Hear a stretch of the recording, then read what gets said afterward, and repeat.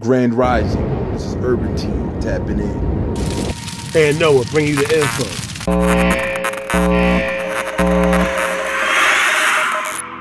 What is going on, my family, my nationers? How are y'all doing? Let's get to this topic at hand. This article.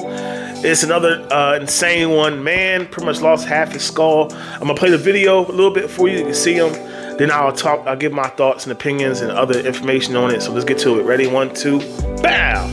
Fear it could happen again. Attorney Chloe Dallaire representing Fernando Cluster and his wife trying to get the truth. They got various contradictory messages about why surgery was postponed, and ultimately Emory told them that they had lost and misplaced a part of his skull. This note in his medical file shows doctors couldn't find a bone flap with Cluster's identification, and several others were incomplete or missing patient identification. Really it's nuts, mind-blowing. man. So in Cluster would get a 2022, a 3D man from flap Atlanta, implanted Georgia, weeks 62-year-old Fernando Cluster, went into Emory University Hospital for, I'm gonna mess this up, I know I'm gonna mess this up, intracerebral hemorrhage. Say that 3 times. Brain for brain bleeding, or which the blood vessels ruptures in the brain, of course. And the doctor's saying that they needed to remove a piece of his skull to reduce the pressure.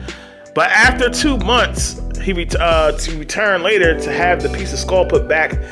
And when he went to the hospital, the hospital lost the skull fragments.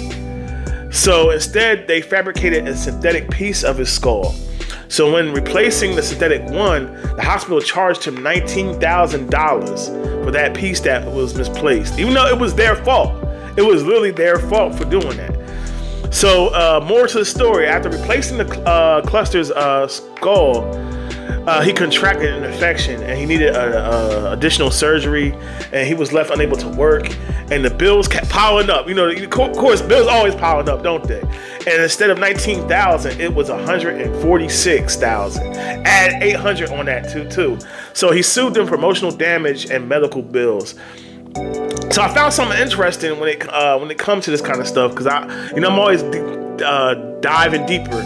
So when it comes to like black people's experience in hospitals and the medical industry, it's crazy. But this site I found called Pew, I hope it's Pew, or PEW Research Center, and the black people experience, they said 55% of black adults said that they have at least 1 to 6 bad experiences in health with healthcare providers. That's doctors and all them that's there, and pretty much just due to other things too that happen in it. Is less quality of medical care where they live. The doctors giving less advanced care to black patients, less likely to undergo surgeries, and racial bias and pain perception associated with pain treatments.